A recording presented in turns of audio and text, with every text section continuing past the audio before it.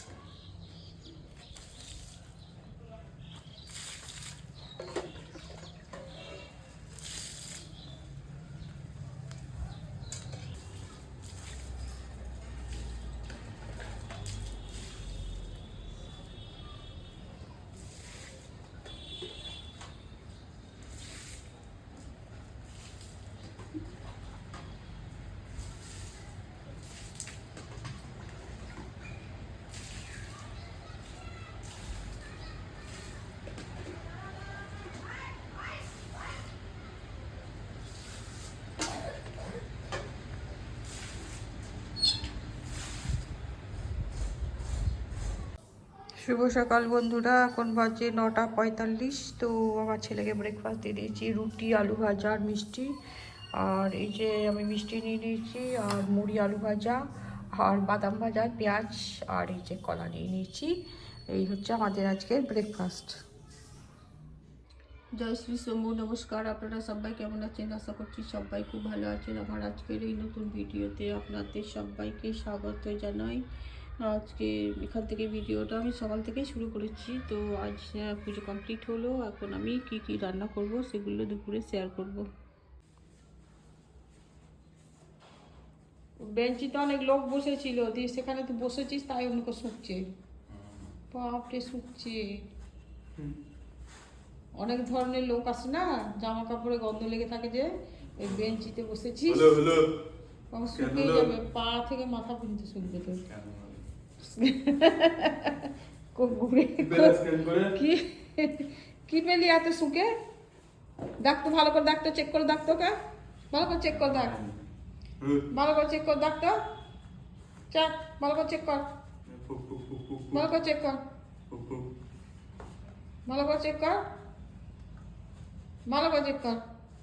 হলো? চেক করা হলো? ঘরের বাইরে গেছিল না?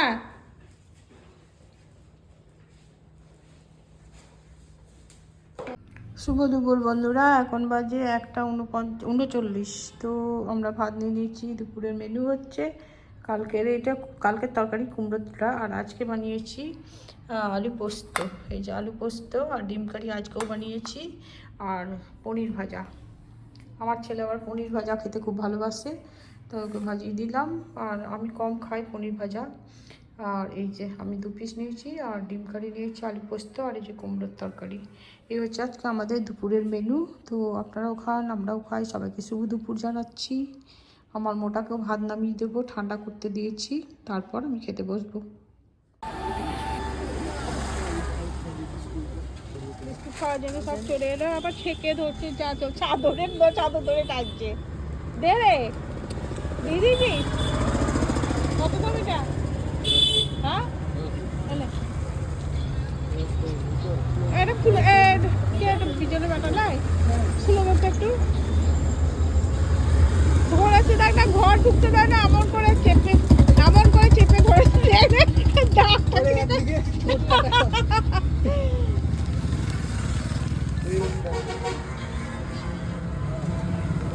চলো ওই পারে চলো, আমি ওই পারে যাবো না, পরে যাবো।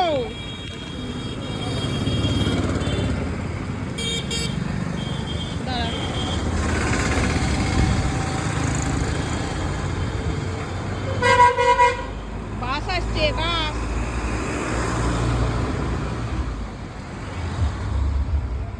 ওপারে চলে চলো চলো চলো চলো। ওহো, বেশ তো দাঁড়া, জায়গা ঠিক জায়গায় দাঁড়াই। হয়েছে রে, হয়েছে লে, এখানে খেয়ে নে।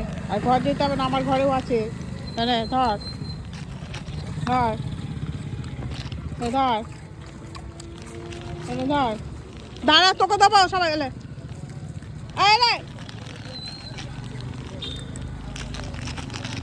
নে নে নে দেখি।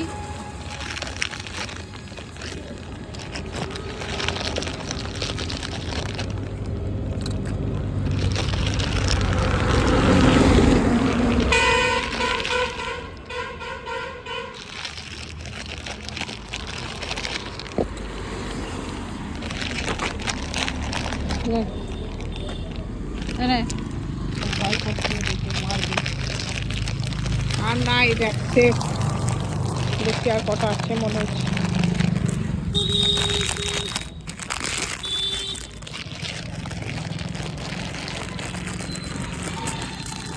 নাই আর নাই, বাছরে।